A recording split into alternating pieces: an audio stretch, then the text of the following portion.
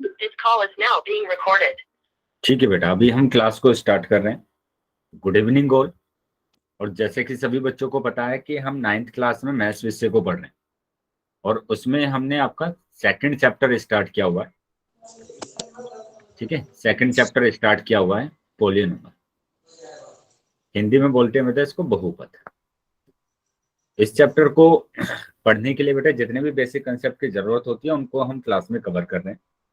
तो last class में भी हमने एक बेसिक कंसेप्ट को कवर किया था और आज की क्लास में भी हम एक बेसिक कंसेप्ट को कवर करेंगे। लेकिन उससे पहले जो भी लास्ट क्लास में हमने पढ़ा था उसको हम एक बार रिवाइज करेंगे। तो क्लास को स्टार्ट करने से पहले बेटा इन बातों का ध्यान रखना है सभी बच्चों को कि आपका माइक और कैमरा दोनों बंद होना चाहिए।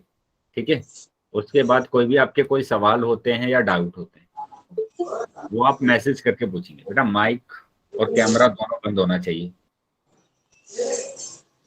माइक बंद करेंगे बेटा सभी बच्चे अपना। अभी किसी बच्चे का माइक ऑन है, माइक को बंद कर देंगे। गोरे के नाम से जो बच्चा ज्वाइन है।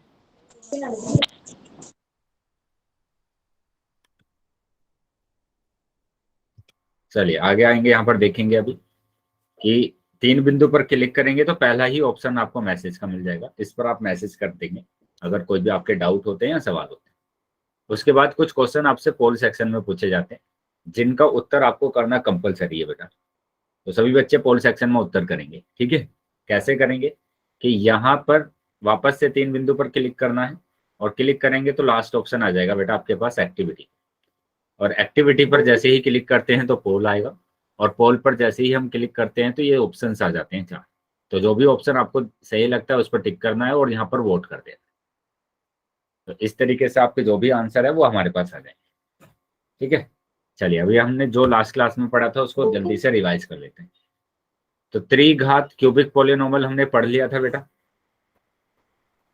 त्रिघात क्यूबिक पॉलिनोमियल। ठीक है, तो इसको समझने के लिए बेटा पहले आपको क्या पता होना चाहिए, बहुपद पता होना चाहिए कि बहुपद क्या होता है। तो बहुपद के लिए मैंने आपको बताया था कि बहुपद में चर आते हैं और जो चर आते हैं उसकी अगर घात है तो वो घात बेटा हमेशा पूर्ण संख्या होनी चाहिए। वो घात क्या होनी चाहिए बेटा, हमेशा पूर्ण संख्या होनी चाहिए। तो जो भी चर दिया होगा उनकी घात हमेशा एक पूर्ण संख्या होगी, उसको बहुपद बोला जाता है। ठीक है, तो पूर्ण संख्या 0 से लेकर हमारे पास जो आगे नंबर चलते जाते हैं इनको पूर्ण संख्या बोले थे।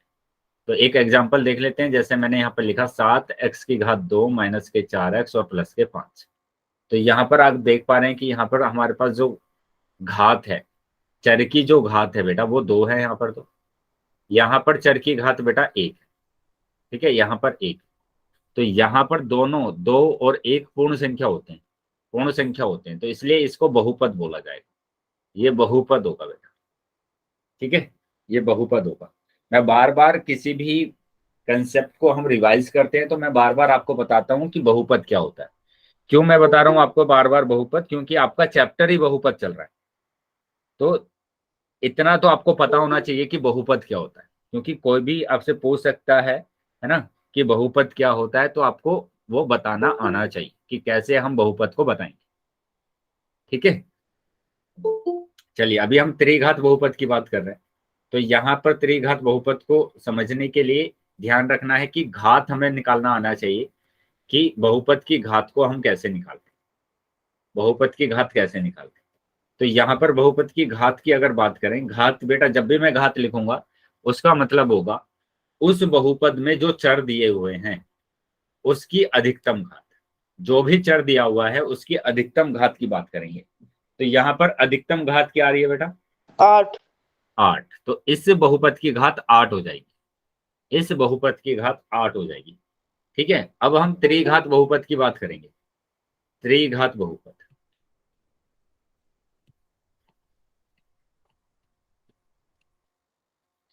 तो त्रिघात बहुपद में अधिकतम घात जो होगी वो क्या होगी बेटा,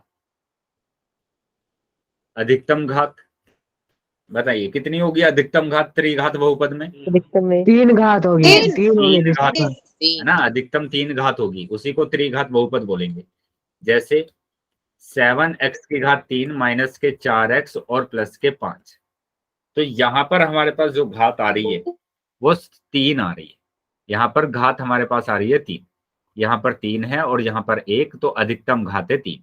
और अगर अधिकतम घात 3 है तो इसी को बोला जाता है रैखिक वो त्रिघात बहुपद। इसी को त्रिघात बहुपद बोला जाता है। क्या समझ में आ गया बेटा सभी बच्चों को त्रिघात बहुपद? Yes sir. Yes sir. लेकिन कुछ क्वेश्चंस आपको ऐसे दिए जा Yes, सकते हैं sir. जिसमें आपको पहले है ना सोल्व करना पड़ेगा। यहाँ पर भी हमारे पास कितनी घात है? 3 है ना, तो ये भी त्रिघात बहुपद है। दूसरे एग्जाम्पल की बात करेंगे, मैंने लिखा 5 पी की घात 3, तो यहाँ पर भी घात 3 आ रहा है, तो ये भी एक क्या होगा? त्रिघात बहुपद होगा। लेकिन कुछ क्वेश्चन आपके पास ऐसे आ सकते हैं जिसको आपको पहले है ना गुणा करना पड़ेगा, कि जहां पर भी आपके पास ब्रेकेट आ जाएगा, जहां पर भी आपके पास ब्रेकेट आ जाएगा तो वहां पर आपको गुणा करना पड़ेगा पहले। ठीक है, अब बेटा यहाँ पर ध्यान देंगे, मैसेज कोई भी नहीं करेगा। ठीक है, क्वेश्चन पर ध्यान देंगे ध्यान से। तो जब भी ब्रैकेट आ जाएगा तो सबसे पहले आप गुणा करेंगे, x की गुणा करेंगे x की घात 2 में, x की गुणा करेंगे 4 में, कर दीजिए गुणा। x की घात 1 और x की घात 2 कितना हो जाएगा? x की घात 3 हो जाएगा, माइनस यहाँ पर 4x की गुणा करेंगे तो 4x आएगा। तो अब यहाँ पर आप देख पा रहे हैं कि यहाँ पर हमारे पास जो घात है वो 3 है, घात 3। तो ये एक त्रिघात बहुपद होगा, है ना, त्रिघात बहुपद होगा। ऐसे ही ऐसा भी क्वेश्चन आपसे पूछा जा सकता है, x क्या हुआ बेटा? ऐसा भी दिया जा सकता है, तो यहां पर भी पहले आपको क्या करना पड़ेगा? गुणा करना पड़ेगा। x की गुणा करेंगे आप इस पूरे ब्रैकेट के साथ, ऐसे ही 1 की गुणा करेंगे आप इस पूरे ब्रैकेट के साथ। ठीक है, तो अब गुणा कर दीजिए। पहले x की गुणा करना है, x की गुणा x की घात 2 में, फिर x की गुणा करेंगे माइनस के 1, तो x गुणा 1। ऐसे ही यहाँ पर 1 की गुणा करना है, 1 की गुणा करना है x की घात 2 में, और फिर 1 की गुणा करेंगे माइनस के 1। चलिए कर दीजिए गुणा। ये तो हो जाएगा बेटा x की घात 3 माइनस ये होगा x प्लस ये हो जाएगा x की घात 2, और यहाँ पर गुणा करेंगे 1 एकम 1, तो ये आया है बेटा इतना। अब यहाँ पर घात देखेंगे, क्या घात में हमारे पास कितनी आ रही है? घात कितना आ रही है? यहाँ पर 3। ठीक है, घात 3 आ रही है, घात 3 आ रही है, तो ये एक त्रिघातीय बहुपद, ये एक त्रिघातीय बहुपद होगा, ये त्रिघातीय बहुपद होगा। क्या समझ में आया बेटा सभी को? Yes sir. बताइए यहाँ तक। चलिए, तो अगर समझ में आ गया बेटा तो अब आगे आ जाते हैं और एक क्वेश्चन देख लेते हैं जल्दी। Yes sir. तो ये रहा क्वेश्चन, है ना। तो यहाँ पर बोला गया निम्नलिखित में से कौन सा बहुपद एक त्रिघातीय बहुपद नहीं है। ठीक है, यहाँ पर आपको क्या बताना है कि त्रिघातीय बहुपद नहीं, वो आपको बताना। तो 3 तो ऐसे होंगे जो त्रिघातीय बहुपद होंगे, 3 आपको ऐसे दिखेंगे जो त्रिघातीय बहुपद होंगे, एक आपके पास ऐसा होगा जो त्रिघातीय बहुपद नहीं होगा। पोल ऑन कर दो। ठीक है बेटा, अभी पोल आ जाएगा आप सभी के पास, तो ध्यान से समझेंगे कि यहाँ पर आप ये वाली प्रॉपर्टी को मत भूल जाना कि अगर जैसे a की घात m की घात n होता है तो आप गुणा करते हैं घातों को, यानी a की घात m गुणा n, तो ये होगा a की घात m। ऐसे ही जैसे एग्जांपल लिखा 2 की घात 3 की घात 2 अगर है ना, या फिर ऐसा भी लिखा जा सकता है कि 2 की पोल घात ऑन कर 2 दो सर जी। गुण 3। तो पहले क्या करते हैं? घातों को गुणा कर देते हैं, उसके बाद आपको आंसर करना है। ठीक है, तो ऐसा अगर आता है तो पहले क्या करना है? घातों की गुणा करना है, घातों की गुणा करना है। ठीक है, चलिए अभी मैं पोल भेज रहा हूं आप सभी के पास, तो सभी बच्चे आंसर करें।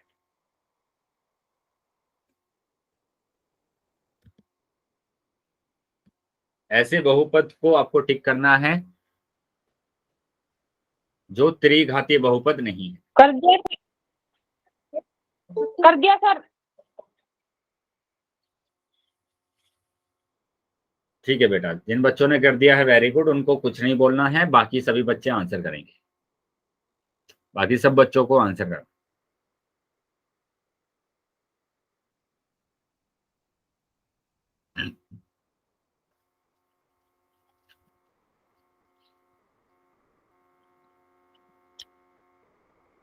अभी भी काफी बच्चे रह गए हैं बेटा, सभी बच्चों को आंसर करना है। जितने भी बच्चे क्लास में हैं सभी बच्चे आंसर करना।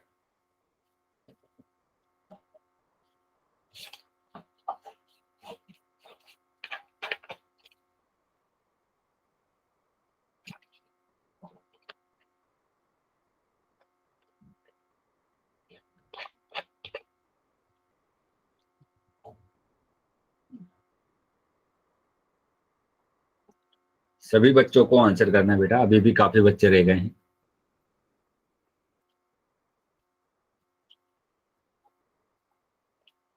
जितने भी बच्चे हैं सभी बच्चे आंसर करेंगे।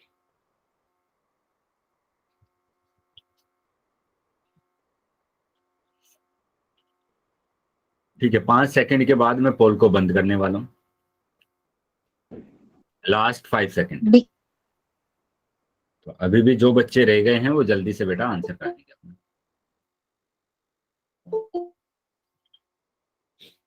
ठीक है, 1 2 3 4 5 और अभी मैंने पोल बंद कर दिया है। चलिए चैट सेक्शन ओपन करते हैं, तो जिन बच्चों के पास पोल नहीं आया था वो चैट सेक्शन में आंसर कर सकते। ठीक है बेटा, आगे आ जाते हैं, हम देखेंगे।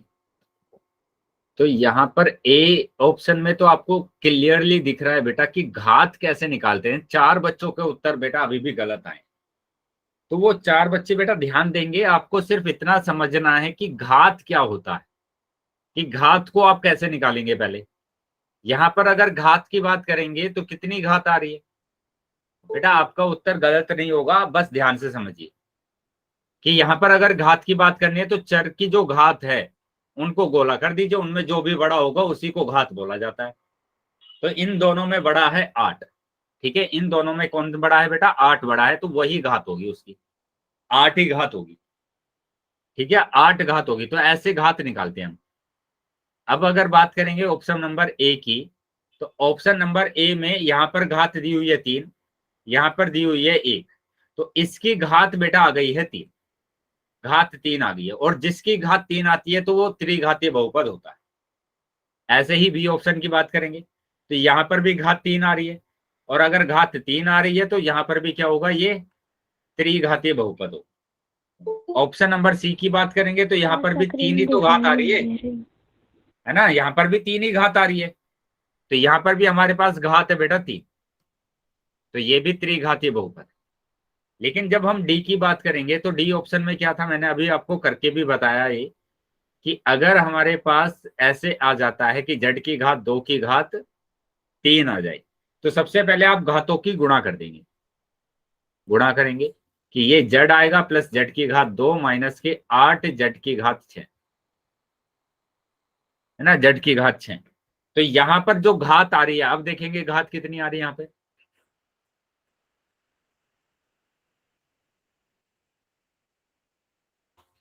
घात की बात करेंगे तो घात यहाँ पर बेटा 6 आ रही, क्योंकि यहाँ पर z की घात 1 है, यहाँ पर 2 है, यहाँ पर 6, तो बड़ी कौन सी है बेटा 6, तो घात 6 आ गई। तो घात 6 तो त्रिघातीय बहुपद नहीं होगा, वो क्या होता है बेटा हमारे पास, त्रिघातीय बहुपद में घात 3 आती है, तो यहाँ पर तो 3 नहीं आ रही है, तो ये त्रिघातीय बहुपद नहीं। बताइए बेटा, क्या यहाँ तक समझ में आया सभी बच्चों को ये? Yes sir. तो ये डी ऑप्शन हमारे पास है ना, डी ऑप्शन हमारा सही होगा। तो डी ऑप्शन हमारा सही आ रहा है कि यहाँ पर ये त्रिघातीय बहुपद नहीं। चलिए, तो अगर समझ में आ गया बेटा तो अगले टॉपिक पर आ जाते हैं। और अगला जो टॉपिक है वो है एक चर वाला रैखिक समीकरण। एक चर वाला रैखिक समीकरण, ठीक है, एक चर वाला रैखिक समीकरण। तो अब एक चर वाले रैखिक समीकरण को समझने के लिए आपको समीकरण समझ में आना चाहिए। समीकरण पता है बेटा सभी बच्चों को? समीकरण जिसमें बेटा चर सर चैट सेक्शन देखना, जिसमें चर आएगा बेटा, अचर आएगा, ठीक है, चर और अचर आएगा। सर ऐसे मैसेज नहीं करेंगे, गौरव के नाम से जो बच्चा है, ठीक है, ये इस टाइप के मैसेज नहीं करना है आपको। अभी क्लास चल रहा है आपका, तो क्लास ध्यान से कीजिए। हाँ, good evening sir. Good evening बेटा। तो यहाँ पर ध्यान देंगे, यहाँ पर क्या है कि चर और अचर और हमारे पास सक्रियाएं आती है, और इतना ध्यान रखेंगे यहाँ पर चिन्ह जरूर आएगा, किसका, बराबर का। ये लास्ट क्लास में करण सर ने आपको पढ़ाया होगा, बताया था ना सभी को। Yes yes sir. Sir. Yes sir. समीकरण के लिए इतना ध्यान रखना है कि बराबर का चिन्ह जरूर आएगा। अब एक चर वाले रैखिक समीकरण की बात कर रहे हैं, तो हमें एक चर वाला रैखिक बहुपद तो पता है ना, एक चर वाला रैखिक बहुपद तो पता है ना, कि एक चर वाला रैखिक बहुपद वाला बहुपद, एक चर वाला रैखिक बहुपद।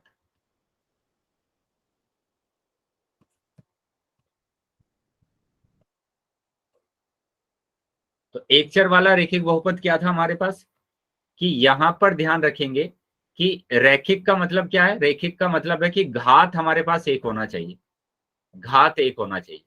एक चर वाले का क्या मतलब है कि चर की जो संख्या होनी चाहिए वो भी एक होनी चाहिए, ठीक है। यहां पर बहुपद में हम बराबर का चिन्ह नहीं लगाते, तो यहां पर हमारे पास क्या आ जाएगा, जैसे 4x प्लस के 1, तो ये एक रैखिक बहुपद है। ये आ गया बेटा 7x माइनस के 3, तो ये एक रैखिक बहुपद है, क्योंकि यहाँ पर चर की जो संख्या है वो एक है, यहाँ पर भी चर की संख्या एक है, और इनकी जो घात आ रही है वो भी एक एक ही आ रही है, ठीक है। चर की संख्या बेटा एक है, यहाँ पर घात एक आ रही है, यहाँ पर भी चर की संख्या एक है और घात एक आ रही है। तो ये रैखिक बहुपद होंगे, रैखिक बहुपद होंगे, है ना, एक चर वाले रैखिक बहुपद। लेकिन अगर मैं बात करता हूं, क्या ये एक चर वाला रैखिक बहुपद है, बताइए, सभी बच्चे बताएंगे बेटा, क्या ये एक चर वाला रैखिक बहुपद है? नहीं है। क्यों नहीं है? क्योंकि यहाँ पर दो चर आ रहे सर। दो चर आ रहे हैं, एक x आ रहा है और एक y आ रहा है, तो चर की संख्या दो आ रही है यहाँ पर, तो ये रैखिक बहुपद नहीं, एक चर वाला रैखिक बहुपद नहीं होगा। अब समीकरण की बात करते हैं, समीकरण की बात करेंगे अभी। सर हमारा माइक बंद नहीं हो रहा, आ कर दो।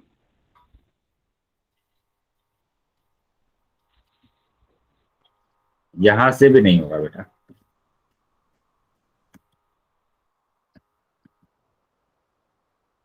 देखेंगे यहां पर एक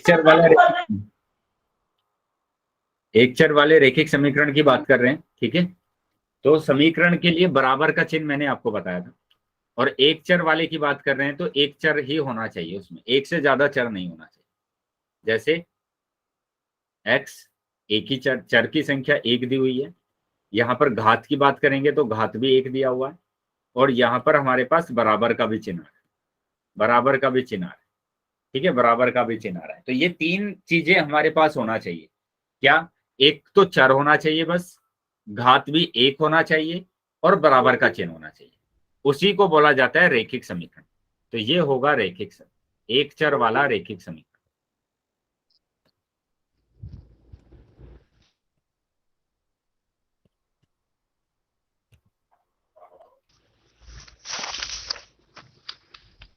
आया समझ में सबको? Yes sir. Yes yes sir. Sir. Yes, sir. तो देखो यहाँ पर यही बोला गया है, जिस समीकरण में चर की अधिकतम घात एक होती है उसे रैखिक समीकरण कहते हैं। चर की अधिकतम घात कितनी होनी चाहिए बेटा? एक होनी चाहिए। माइक कौन है बेटा? किसी का माइक बंद कर देंगे।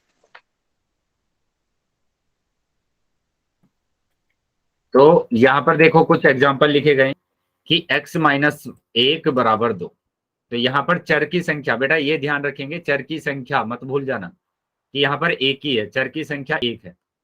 घात बेटा यहाँ पर घात भी एक है, क्योंकि यहाँ पर कोई घात नहीं दी हुई, वहां पर एक होता है। और बराबर का चिन्ह आ रहा है क्या? हाँ, बराबर का चिन्ह भी आ रहा है।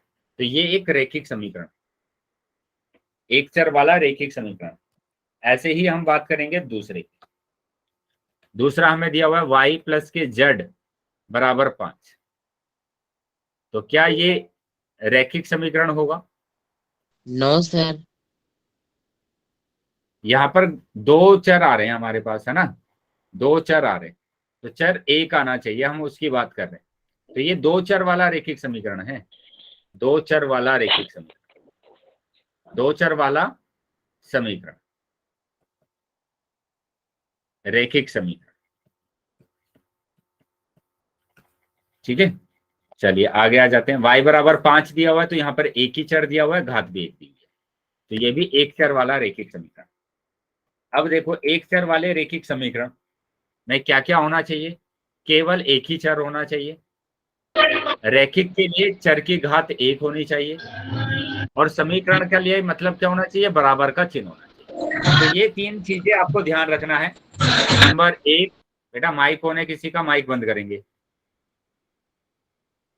नंबर एक क्या कि आपके पास चर की जो संख्या होगी वो एक होगी। नंबर दो, यहां पर जो घात होगी वो भी एक होगी। और नंबर तीन, यहां पर बराबर का चिन्ह आएगा, बराबर का चिन्ह आएगा, तो उसको बोला जाता है एक चर वाले रैखिक समीकरण। ठीक है, चलिए कुछ एग्जांपल देख लेते हैं। जैसे x माइनस 1 बराबर 2, x माइनस 1 बराबर 2, तो यहां पर देखो एक ही चर दिया हुआ है, चर की घात भी एक है और बराबर का चिन्ह भी आ रहा है, तो ये क्या होगा? एक रैखिक समीकरण हो, एक चर वाला रैखिक समीकरण। ऐसे ही यहां पर देखेंगे 2y और y, बताइए यहां पर कितने चर दिए हुए हैं? ये जो मैंने लिखा है इसमें कितने चर है बेटा? दो। दो। दो। तो काफी बच्चे दो बोल रहे हैं। एक सिंपल सा ये बताएंगे मेरे को, आपकी चर किसको बोलते हैं?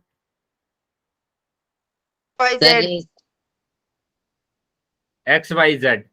इंग्लिश अल्फाबेट को बोलते हैं ना, A B C D E F G H I J K IJKL बेटा बोलेंगे नहीं बीच में, MNO बेटा बोलेंगे नहीं बीच में, मैंने ये बोला है आपको।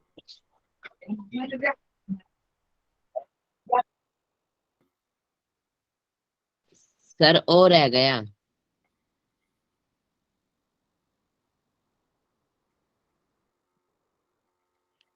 ठीक है, तो ये हमारे पास होते हैं चर। अब यहाँ पर ये जो मैंने लिखा है कितने हैं बेटा? टोटल 26 है ना, टोटल 26 होते हैं इंग्लिश अल्फाबेट। क्या 26 होते हैं? इंग्लिश अल्फाबेट टोटल 26 होते हैं या नहीं? Yes sir.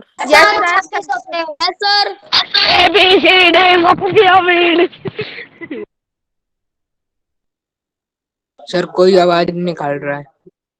बेटा क्लास में बैठे हैं, मैं क्लास से रिमूव कर दूंगा अगर कोई इस तरीके की आवाज निकालेगा। सर ऐसे करते हैं बार बार। ठीक है, यहाँ पर मैंने ये समझाने के लिए लिखा है आपको। जिन सर, बच्चों आपको ने बताओ। यहाँ पर ये बताया है ना कि ये मेरे पास कितने चर दिए हुए हैं, यहाँ पर काफी बच्चों ने दो बताया है यहाँ पर कि दो चर दिए हुए हैं, तो बताना इस इंग्लिश अल्फाबेट में से कौन से दो चर दे रखे हैं आपको यहाँ पे? कौन कौन से दो चर दिए हुए हैं? सर 2y और 3 बराबर y।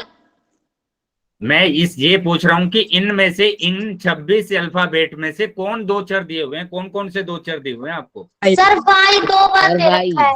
बेटा y तो एक ही है ना, दो तो नहीं है ना?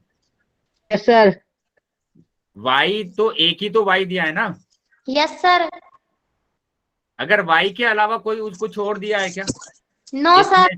y के अलावा कुछ और दिया है क्या? ये y तो दिया है WXYZ। यस इस सर। y के अलावा तो कुछ और नहीं है ना यहाँ पे? नो तो चर सर। की संख्या कितनी है? चर तो एक ही है ना, एक चर दिया हुआ है आपको, आप दो चर बोल रहे हैं इसमें। ठीक है, इस बात का ध्यान रखना। सर ये 2y और 3 बराबर y है सर, इसको 2y तो एक ही y बोला जाएगा। बेटा चर बोल रहा हूँ मैं, y नहीं बोल रहा हूँ मैं, चर बोल रहा हूँ। चर कितने हैं यहाँ पर? सर इसको एक ही चर बोला जाएगा। हाँ, एक ही बोला जाएगा। यहाँ सर, अगर मैं Y। ऐसे लिखता, यहाँ पर मैं अगर ऐसे लिखता कि x और y, तो ये दो चर है, एक x है और एक y है, सर, ये तब तो दो मैं बोले बोलता कि यहाँ पर दो चर है। आ रहा है समझ में? Yes sir. सर आ गया। Yes sir. अगर मैंने लिख दिया x प्लस एक्स, तो ये बेटा एक ही चर दिया हुआ है, दो चर नहीं दिए हुए। चर तो एक ही है ना, x के अलावा तो कोई और नहीं है ना, नो सर। तो वो एक चर है। नो। तो ये एक ही चर दिया हुआ है यहाँ पर चर की संख्या दी हुई है एक, और यहाँ पर चर की संख्या दी हुई है दो। क्या समझ में आ गया सभी बच्चों को ये? Yes sir. Yes sir. चलिए बताएंगे, मैंने ये लिख दिया यहाँ पर कितने चर दिए हुए हैं आपको? सर दो। फिर से दो आ रहे हैं। सर एक। सर x चर। बेटा ध्यान से, है ना? वेरी गुड, ध्यान से, ऐसे जल्दीबाजी में नहीं देना है आंसर की आपने देखा और तुरंत दे दिया। सोच सर कर एक तो समझ। 3x है और सर एक 8n है। बेटा नाम क्या है आपका? सर नेहा। नेहा। नेहा, अब इस बात का ध्यान रखेंगे, अलग अलग चर वो होते हैं जब इंग्लिश अल्फाबेट अलग अलग होंगे। एक एक्स होगा, एक वाई होगा। सर इसमें एक x है, एक n है। बेटा एन नहीं है यहाँ पर, कोई भी एक्स ही है, नहीं है। ठीक है? ये दोनों में एक्स दिया हुआ है, तो ये भी एक्स है और ये भी एक्स है। एक्स ही तो दिया हुआ है ना आपको। कितने चर है बेटा ये? एक है। अगर मैं ऐसे लिख देता कि 3y माइनस के 8z और प्लस के 5 इक्वल टू p, यहाँ पर अब मैं चर लिखूंगा। यहाँ पर चर कौन कौन से दिए हुए, कौन कौन से चर दिए हुए यहाँ पर Y, लिखा Z मैंने। और P। एक y दिया है, एक z दिया है, एक p दिया है। बताइए चरों की संख्या कितनी है? तीन। तो ऐसे देखना है बेटा आपको। अभी पता चल गया सभी को? Yes sir. सर कि कैसे पॉइंट देखेंगे आप चर की संख्या कितनी है? चलिए आगे आ जाएंगे आप। सर पोल में करवा लो कुछ। बेटा 2 मिनट चुप रहेंगे सभी, पोल में भी पूछे जाएंगे आपको, पहले टॉपिक क्लियर कर लें।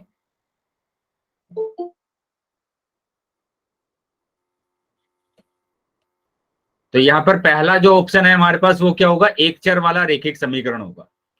उसी तरीके से हम दूसरे वाले एग्जाम्पल की बात कर रहे हैं, तो यहाँ पर भी एक ही चर दिया हुआ है।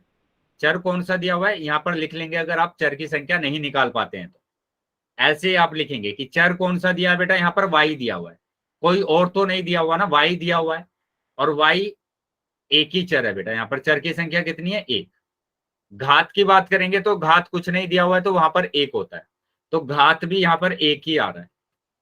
और क्या बराबर का चिन्ह है? हाँ बराबर का भी चिन्ह है। तो तीनों चीजें आ रही हैं, चर एक आ रहा है, घात एक आ रही है, बराबर का चिन्ह आ रहा है, तो ये भी एक रैखिक समीकरण होगा, एक चर वाला रैखिक समीकरण। अब दूसरे की बात करते हैं। दूसरा यहाँ पर ये जो पहला एग्जाम्पल है, यहाँ पर चर देखेंगे, चर कितने दिए हुए हैं? यहाँ पर एक ही चर दिया हुआ है x, ठीक है? लेकिन घात की अगर हम बात करेंगे, यहाँ पर घात, तो यहाँ पर घात दी है बेटा 2, घात 2 दी हुई है। बराबर का चिन्ह है? हाँ बराबर का चिन्ह है। तो यहाँ पर घात 2 दी है, और घात कितनी होनी चाहिए? 1 होनी चाहिए थी। तो ये हमारे पास क्या होगा? समीकरण नहीं होगा, एक रैखिक समीकरण नहीं होगा, है ना? एक चर वाला रैखिक समीकरण नहीं होगा। नहीं होएगा। ऐसे ही दूसरे एग्जाम्पल की बात करते हैं कि यहाँ पर चर की संख्या बताइए कितनी है? चर कौन कौन से आ रहे हैं? एक y आ रहा है, एक z आ रहा है, तो कितने हो गए टोटल? 2 हो गए। 2 हो गए सर, 2। तो यहीं पर गलत हो गया, क्योंकि चर तो एक ही आना चाहिए ना, तो ये भी नहीं होगा, ये भी एक चर वाला रैखिक समीकरण नहीं होगा। Yes sir. चलिए बताएंगे एक चर वाला रैखिक समीकरण, x और माइनस के 3 प्लस के 5 y बराबर 3, क्या ये एक चर वाला रैखिक समीकरण है? नहीं सर। नहीं है। No sir. क्यों नहीं है? क्योंकि यहाँ पर चर देखो दो क्या क्या चर है, आ रहा है। एक x आ रहा है, एक y आ रहा है, तो 2 चर आ रहे हैं यहाँ पर, आना चाहिए था 1, तो ये नहीं होगा। चलो अभी अगर सभी को समझ में आ गया है तो सभी बच्चे y टाइप करेंगे। Yes sir. सभी बच्चे y टाइप करेंगे और उसके बाद मैं क्वेश्चन आपसे पूछने वाला हूं।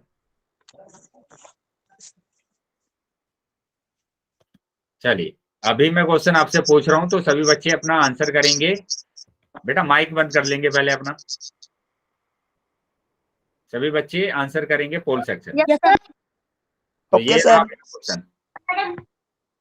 माइक बंद करेंगे और ध्यान से इसका आंसर आपको करना है। यहाँ पर दिया हुआ है निम्न में से एक चर वाले रैखिक समीकरण को पहचानिए।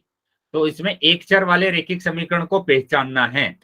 अभी हमने 3-4 एग्जाम्पल करे हैं इसी तरीके के क्वेश्चन के। तो सभी बच्चे आंसर करेंगे पोल सेक्शन में। पोल अभी आ जाएगा आपके पास। ध्यान से पहले क्वेश्चन को देख लेंगे, सोल्व कर लेंगे और फिर आप आंसर करेंगे।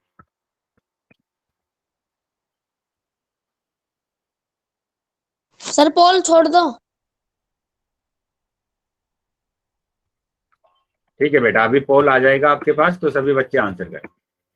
चलिए पोल आ गया है सभी बच्चों के पास, सभी बच्चे आंसर करेंगे अब। कर दिया। वेरी गुड बेटा, अभी तक जितने भी बच्चों ने सर किया है कर भी सभी दिया। बच्चों के उत्तर सही। बोलेंगे नहीं बेटा, जिन बच्चों ने उत्तर कर दिया है चुप रहेंगे। ठीक है, आपके उत्तर आ जाते हैं मेरे पास, मैं देख लेता हूँ। मैं सिर्फ उन बच्चों को बोलता हूँ जो बच्चे आंसर नहीं करते। ठीक है, तो जिन बच्चों ने कर दिया है वेरी गुड, बहुत बच्चों के उत्तर सही हैं।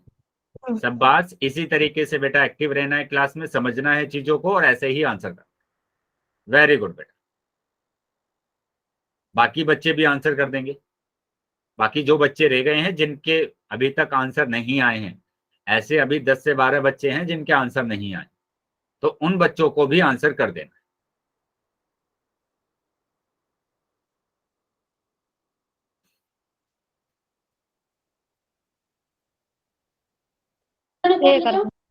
ठीक है बेटा, मैं 5 सेकंड के बाद पोल को बंद कर रहा हूं।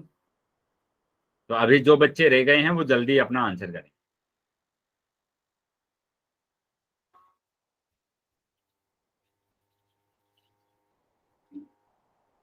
Last 5 second. 1 2 3 4 5। ठीक है बेटा, पोल बंद कर दिया है और चैट सेक्शन आपका ओपन है।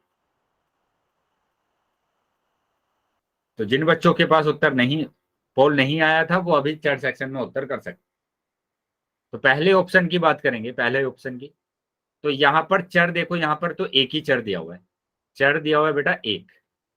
घात देखेंगे, घात तो यहां पर भी एक है, घात यहां पर एक आ रहा है। यहां देखेंगे क्या बराबर का चिन्ह है, हाँ बराबर का भी चिन्ह है, तो तीनों चीजें आ रही हैं। तो मतलब क्या होगा, यही हमारा आंसर होगा, यही होगा एक चर वाला रैखिक समीकरण। अब बी ऑप्शन की बात कर लेते हैं। बी ऑप्शन में बेटा एक तो ये आ रहा है एक्स, एक आ रहा है वाई। एक एक्स आ रहा है, एक वाई आ रहा है चर, यानी कि टोटल कितने आ रहे हैं, दो आ रहे हैं, दो आ रहे हैं। तो ये तो नहीं होगा बेटा, क्योंकि एक ही चर होना चाहिए। ऐसे ही हम तीसरे ऑप्शन की बात करते हैं तो x यहां पर है, z यहां पर है, तो यहां पर भी चर अगर हमें दिए हुए हैं तो x और z दिया हुआ है, यानी कि दो चर दिए हुए हैं, तो ये भी नहीं होगा। लेकिन डी ऑप्शन की अगर बात करें तो यहां पर तो चर एक ही दिया है, लेकिन यहां पर चर की घात दो दी हुई है, अधिकतम घात दो दी, तो ये भी नहीं होगा, क्योंकि घात भी कितनी होनी चाहिए थी बेटा, एक होना चाहिए। एक। तो इसका जो आंसर आ रहा है वो ए आंसर आ रहा है। काफी बच्चों का उत्तर सही है, वेरी गुड, 99% बच्चों का उत्तर सही आ रहा है। सब बात। तो इसी तरीके से बेटा क्लास में एक्टिव रहना है सबको, और सभी को प्रॉपर तरीके से क्लास को अटेंड करके अपने आंसर भी दे दें। चलिए अगले क्वेश्चन पर आ जाते हैं। ठीक है, तो अगला जो क्वेश्चन है उसका आंसर भी आपको पोल सेक्शन में करना है। निम्न में से एक चर वाले रैखिक समीकरण को पहचानिए। फिर से आपको क्या करना है, एक रैखिक समीकरण को पहचानना है। सभी बच्चे आंसर करेंगे बेटा पोल सेक्शन में। पोल अभी आ जाएगा आपके पास, तो सभी बच्चों को आंसर करना है। ठीक है, तो ध्यान से देख लीजिए पहले कि इसमें कौन सा रैखिक समीकरण है। समीकरण के लिए ध्यान रखना है बेटा आपको कि क्या मैंने बताया।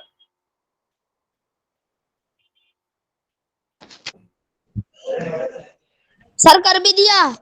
जी कर Very दिया। good। बेटा मैं बार बार इसी चीज को बोलता हूं, आपको बोलना नहीं है। अगर आपने आंसर कर दिया है तो चुप रहना है, आपके आंसर मेरे पास आ गए।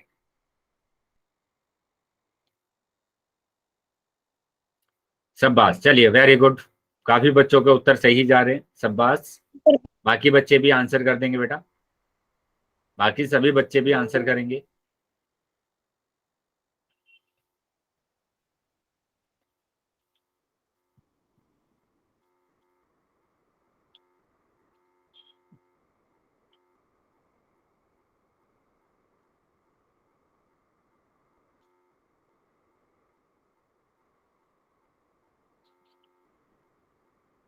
बेटा अभी भी काफी बच्चे रह गए हैं जिन्होंने आंसर नहीं किया है, तो वो भी आंसर कर देंगे। सर हमने तो कर दिया। 3। बेटा उनको नहीं बोलना है जिन बच्चों ने आंसर कर दिया है। मैं बार हाँ, बार ये बता रहा हूं आपको, हर क्वेश्चन में मैं बोल रहा हूं कि आपको नहीं बोलना है जिन बच्चों ने उत्तर कर दिया है।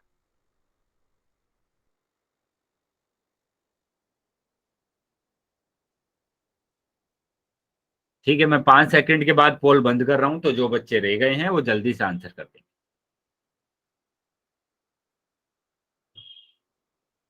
1, ओला 2, 3, 4, 5। ठीक है बेटा, पोल बंद कर दिया है मैंने और चैट सेक्शन आपको ओपन।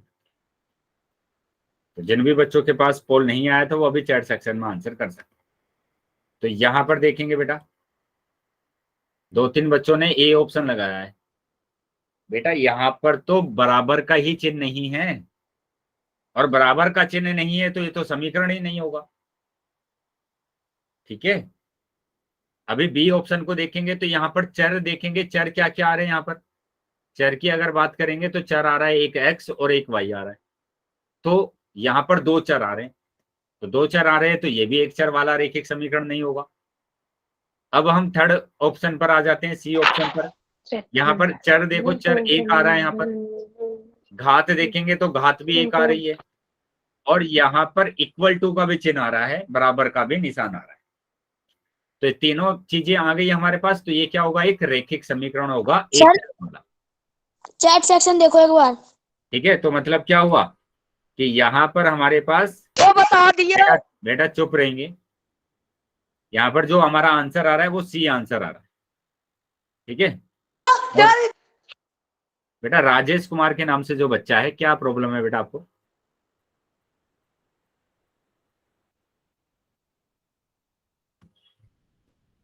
अभी डी ऑप्शन की बात करेंगे तो डी ऑप्शन में चर तो एक ही आ रहा है आपके पास, एक ही आ रहा है, लेकिन घात यहाँ पर 2 आ रही है, घात 2 आ रही है, तो ये भी एक चर वाला रैखिक समीकरण नहीं।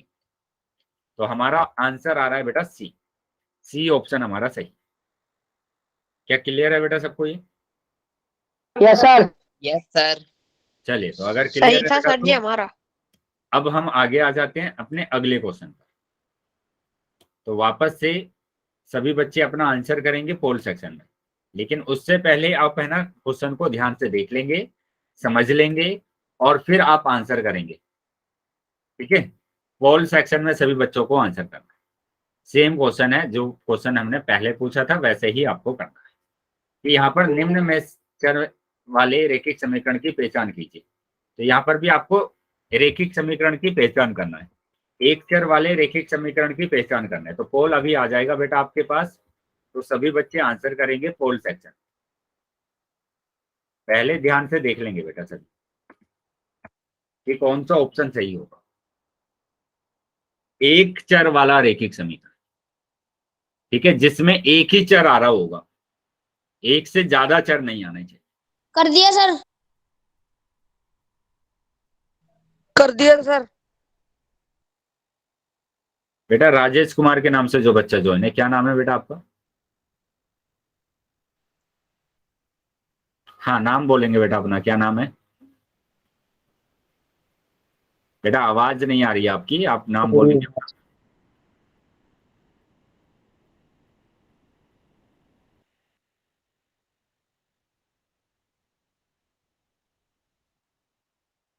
अभी भी काफी बच्चे रह गए हैं बेटा, तो जो बच्चे रह गए हैं वो जल्दी अपना आंसर करेंगे।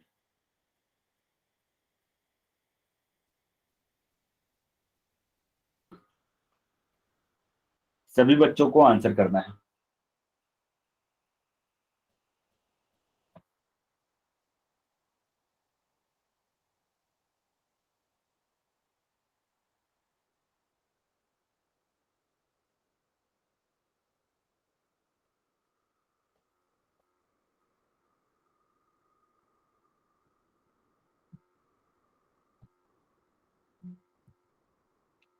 ठीक है बेटा, मैं 5 सेकंड के बाद पोल को बंद कर रहा हूँ।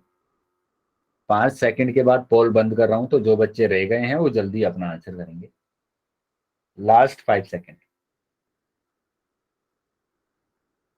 1 2 3 4 5। ठीक है बेटा, पोल बंद कर दिया है मैंने और चैट सेक्शन आपका ओपन कर दिया है। तो जिन भी बच्चों के पास पोल नहीं आया था वो अभी चैट सेक्शन में आंसर कर सकते हैं। वेरी गुड बेटा, काफी बच्चों का उत्तर सही है, लेकिन अब की बार कुछ ज्यादा बच्चों का उत्तर गलत आए जिन्होंने ए और बी ऑप्शन लगाया है। बेटा तभी मैं आपको बार बार बोलता हूं कि जल्दीबाजी में आंसर नहीं लगाना है, आपको देखकर आंसर लगाना है। जब मैंने मना किया हुआ है कि घात अगर 2 आ जाएगी, घात अगर 1 से ज्यादा आएगी तो वो रेखिक बहुपद होगा ही नहीं, रेखिक समीकरण होगा ही नहीं। तो यहाँ पर घात 2 आ रही है सिंपल, और यहाँ पर तो 2 चर भी आ रहे हैं, एक y आ रहा है और एक z आ रहा है। तो इतना देखना है आपको बस कि चर कितने दिए हुए हैं, घात कितनी दी हुई है। अगर चर दिया हुआ है सिर्फ 1, घात भी अगर 1 दी हुई है और बराबर का भी चिन्ह दिया हुआ है, तभी हम इसको बोलते हैं एक चर वाला रेखिक समीकरण। क्या क्लियर है बेटा ये? Yes sir. Yes sir. Yes, sir. अभी भी अगर डाउट है, जिन बच्चों का उत्तर गलत हुए हैं तो पूछ सकते हैं बेटा, ठीक है? सर गलती से दब गया था बटन। चलिए, तो बी ऑप्शन की अगर बात करेंगे तो बी ऑप्शन में तो आपको दिख रहा है ना सीधा सीधा, एक x आ रहा है, एक z आ रहा है और एक y आ रहा है। तो सर, चर हम यहाँ पर सभी एक x है, एक z है, एक y, तो 3 चर आ रहे हैं बेटा यहाँ पर। तो ये तो बिल्कुल नहीं होगा। तो जिन बच्चों ने ए और बी ऑप्शन लगाया था वो बातें ध्यान रखेंगे इस चीज को। अब सी ऑप्शन की बात करेंगे तो यहाँ पर चर तो एक ही है, x। चर तो बेटा एक ही दिया हुआ है, x, एक ही दिया हुआ है x, लेकिन यहाँ पर घात 2 दी है, 2 है, यहाँ पर घात 2 दी है, 2 है। तो ये भी क्या होगा, एक रेखिक समीकरण नहीं होगा। अब बात करेंगे डी ऑप्शन की, तो डी ऑप्शन में चर जो दिया हुआ है वो x ही दिया हुआ है एक ही दोनों। है। तो चर तो x ही दिया हुआ है, मतलब एक ही चर दिया हुआ है। एक ही चर दिया और बस। यहाँ पर घात की बात करेंगे तो घात भी 1 है यस सर। और बराबर का भी चिन्ह दिया हुआ है, तो तीनों चीजें आ गई। तो डी ऑप्शन हमारा सही होगा। तो यहाँ पर हमारा जो आंसर आ रहा है वो डी ऑप्शन आ रहा है। बताइए क्या चीजें समझ में आ गई सभी बच्चों को? Yes sir. यस। यस अगर सर। डाउट है किसी बच्चे का तो डाउट पूछ लेंगे पहले। Yes sir. सर हमारा सही है डी। वेरी गुड बेटा, जिन बच्चों ने डी ऑप्शन सर लगाया हमारा भी सही है। शाबाश, है ना? लेकिन वो बच्चे सर मेरा भी जिन सही है। बच्चों को ये टॉपिक समझ, मेरा भी ठीक है। ये हमें ना सर ने पढ़ाया था।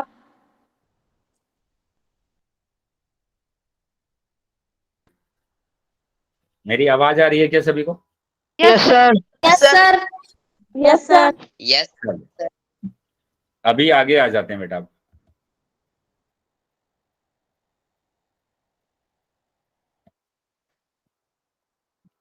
तो अब बात करेंगे समीकरण का हल, है ना, कि हम समीकरण का हल कैसे निकालते हैं। उसकी विधि दी हुई है, एक पक्षांतरण विधि, है ना। पक्षांतरण विधि द्वारा हम समीकरण को हल कैसे क्या करेंगे। समीकरण का हल करने का मतलब होता है कि उसमें उपस्थित चर का मान निकालना, है ना। तो देखो क्या मतलब है, किसी समीकरण का हल का मतलब समीकरण में उपस्थित चर का मान निकालना। तो चर का मान निकालना है, जैसे मैंने एक समीकरण यहाँ पर लिखी, x + के 3 = 4, है ना। x + 3 = 4, ये एक समीकरण है। तो यहां इस समीकरण में चर क्या दिया हुआ है बेटा? x। तो हमें x का मान ही निकालना है, x का मान निकालना है, मान निकालना है, मान निकालना है।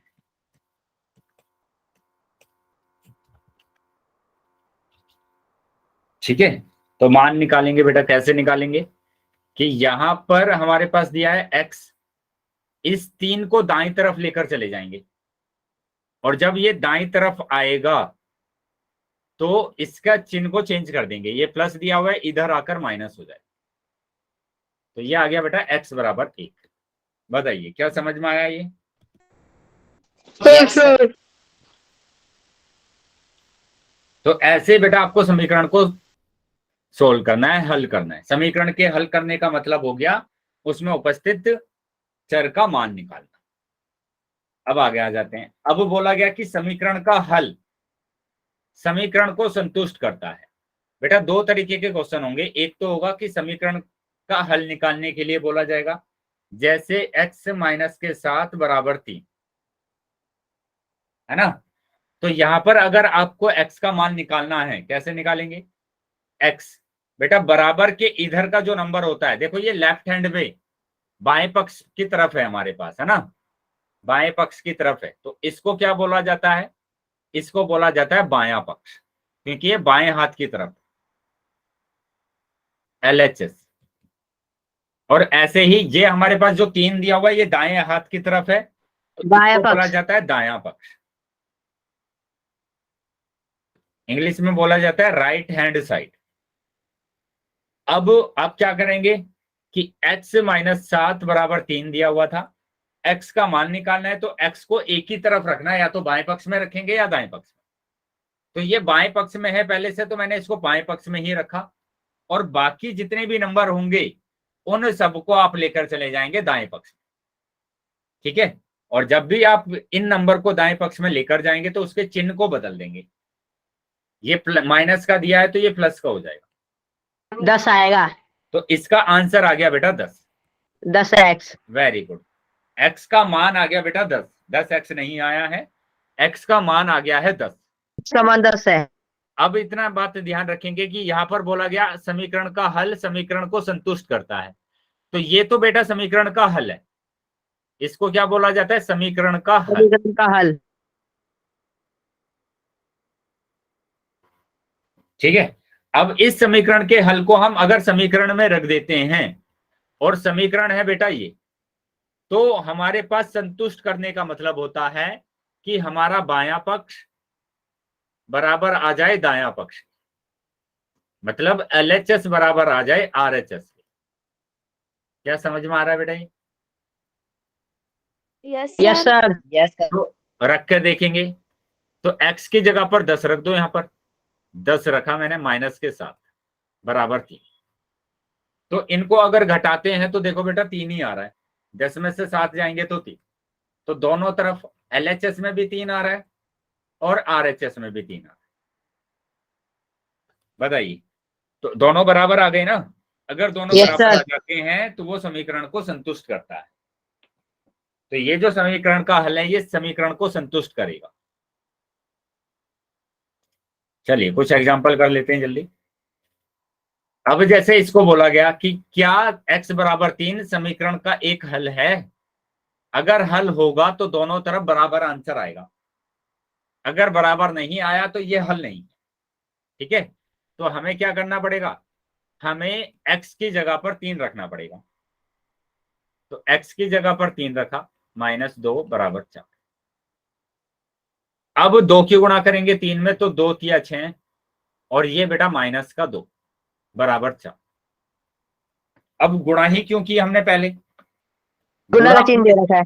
क्योंकि हम बोर्ड मास रूल से करते हैं, बोर्ड मास, और बोर्ड मास में पहले ब्रैकेट को सोल्व किया जाता है, फिर ऑफ को, फिर डिवीजन को, फिर मल्टीप्लाई को। अब यहाँ पर ना तो ब्रैकेट है, ना ऑफ है, और ना ही डिवाइड है, बचा तो मल्टीप्लाई। तो पहले मल्टीप्लाई किया मैंने, 2 तिया 6। अब 6 में से 2 जाएगा तो 4 बचे, तो 4 बराबर 4 आंसर है। बताइए क्या समझ में आ गया सभी बच्चों को? Yes sir. तो इसका मतलब Yes, ये हुआ sir. कि x बराबर 3 समीकरण का एक हल होगा, समीकरण का एक हल होगा, ठीक है। समझ में आ गया बेटा? Yes sir. Yes, sir. चलिए तो आगे आ जाते हैं। दिए गए समीकरण का हल निकालिए, तो इसका हमें हल निकालना है। तो मैंने क्या बताया आपको? मैंने बताया कि जब भी आपके पास ऐसे कुछ हल निकालने के लिए आएगा, तो उसमें ये बातें ध्यान रखना है। क्या याद रखना है? नंबर 1 कि आप प्लस में अगर है तो वो माइनस में हो जाएगा, और जो माइनस है वो चेंज हो जाएगा प्लस में, गुणा भाग में, और भाग गुणा। ठीक है, तो अभी यहां पर ध्यान देंगे कि यहां पर तो ये तो बेटा ऐसे ही आ जाएगा 2x, क्योंकि हमें चर को एक तरफ लेकर आना होता है, तो हमने बाएं पक्ष में ही रख दिया, बाकी नंबर को शिफ्ट कर दिया। तो ये माइनस का 3 दिया था, प्लस का 3 हो गया, ये 2x बराबर आ गया 8, 2x बराबर 8 आ गया। अब देखो 2x का क्या मतलब है? 2x का मतलब होता है 2 गुणा x, क्योंकि यही इसका गुणनखंड होता है। मैंने 7x लिखा, 7x का मतलब है 7 गुणा x, है ना। 9x का मतलब है 9 गुणा x। चलिए, तो इस 2 का मतलब है 2 गुणा x, और जब Yes. गुणा में होगा तो वो भाग में चला जाएगा, तो इसको भाग में ले जाओ आप, यानी 8/2। तो ये क्या आ गया? 2 एकम 2, 2 चौक 8, यानी x बराबर 4 आंसर आएगा। x बराबर 4 आया समझ में सबको? Yes, sir. चल यस आगे आ सर। जाते हैं बेटा। तो ये देखो, एक दो विधि होती है बेटा, एक तो Yes, हमने sir. देखा पंचांतरण विधि, और दूसरी विधि होती है अंगगणितीय सक्रियाएं।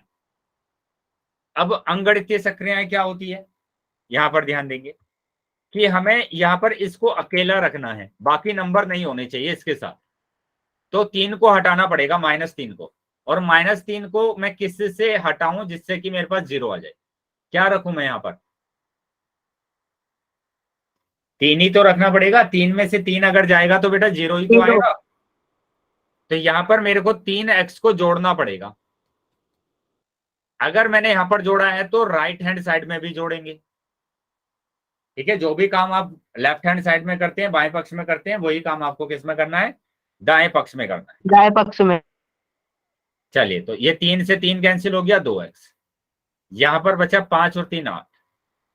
अब डिवाइड कर देंगे, देखो 2 को हटाना है ना, तो डिवाइड करना पड़ेगा 2 से, 2 चौक 8। ठीक है, तो आपका जो आंसर आ रहा है वो कितना आ रहा है? x बराबर 4। तो ये है बेटा अंगगणितीय सक्रियाएं द्वारा समीकरण का हल। अब हम देखते हैं पंचांतरण विधि द्वारा, विधि द्वारा बाय ट्रांसपोजिशन मेथड। तो सबसे पहले 3 को लेकर जाना पड़ेगा आपको बस, और 3 को अगर हम लेकर आएंगे तो 5 + 3 यानी 2x बराबर 8, यानी x बराबर 8/2। बताइए बेटा, क्लियर है सबको? Yes, sir. Yes, sir. 8/2 का मतलब क्या होगा? 2 चौक 8, Yes, sir. यानी x बराबर 4 फिर से आ रहे हैं यहाँ। Yes, sir. तो किसी भी उससे कर सकते हैं, जैसे भी आपको ठीक लगेगा। आगे आ जाते हैं बेटा। तो इन बातों का ध्यान रखना है कि माइनस चेंज होता है प्लस में, प्लस चेंज होता है माइनस में, गुणा चेंज होता है भाग में, भाग चेंज होता है गुणा। ये मैंने आपको लिखवाया। अब मैं Yes, sir. क्वेश्चन आपसे पूछ रहा हूं तो सभी बच्चे आंसर करेंगे। तो ये रहा बेटा क्वेश्चन कि y + के 2 बराबर 6। y का मान बताना है कि y का मान क्या हो। तो सभी बच्चे पोल सेक्शन में उत्तर करेंगे, जितने भी बच्चे क्लास में हैं।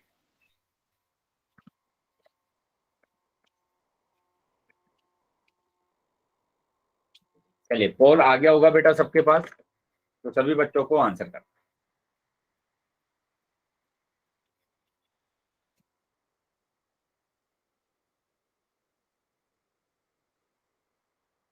वेरी गुड, चलिए शाबाश, अभी तक सभी बच्चों का उत्तर सही है, जितने भी बच्चों ने उत्तर किया है। तो ऐसे ही सभी बच्चों को आंसर कर लेना, बाकी बच्चे भी आंसर करेंगे, बाकी सभी बच्चों को भी आंसर करना है। अभी भी काफी बच्चे रह गए हैं बेटा जिनके आंसर नहीं आए, सभी बच्चे आंसर करेंगे।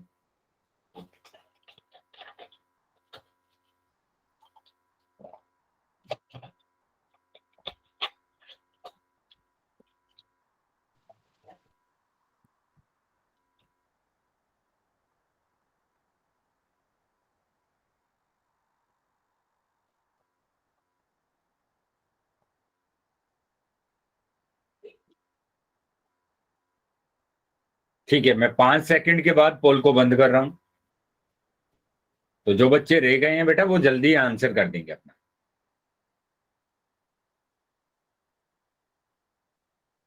5 सेकंड के बाद मैं पोल को बंद कर रहा हूं। 1 2 3 4 5। ठीक है बेटा, पोल बंद कर दिया है मैंने और चैट सेक्शन आपका ओपन कर दिया। तो जिन भी बच्चों के पास पोल नहीं आया था वो चैट सेक्शन में आंसर कर सकते हैं। बेटा कुछ ना कुछ गड़बड़ कर रहे हैं आप, जिसकी वजह से काफी बच्चों को उत्तर गलत आए हैं आपकी बार। सिंपल मैंने आपको बताया है कि y को तो आप यहीं पर रख देंगे, कहीं पर नहीं लेकर जाना है। इस 2 को लेकर जाना है आपको दाएं पक्ष में। यस तो जब आप इसको दाएं पक्ष में लेकर जाएंगे तो ये प्लस है और इधर आकर क्या होगा, माइनस होगा। अब माइनस करना आता है कि 6 में से 2 जाएंगे तो 3 बचेगा। लेकिन कुछ बच्चे अभी भी डी ऑप्शन लगा रहे हैं कि 8 आ गया। दोनों को जोड़ दिया, दोनों प्लस के हैं तो 8। 4 आएगा। हाँ 4 आएगा बेटा, 4 आएगा, बिल्कुल 4 आएगा। 3 नहीं 4 4 आएगा।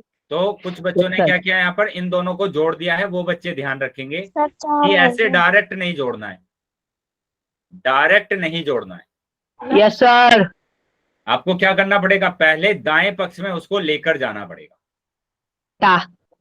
ठीक है, जब दाएं पक्ष में आप लेकर जाएंगे तो चिन्ह को चेंज करेंगे। ये प्लस था माइनस हो गया और 6 Yes, में sir. से 2 जाएगा तो 4। 4 वाई मान निकल गया वाई का। तो y का मान आ गया बेटा कितना, 4 आ गया। 4 इसका सी ऑप्शन हमारा सही आ रहा है। अरे क्लास में बोलो मत।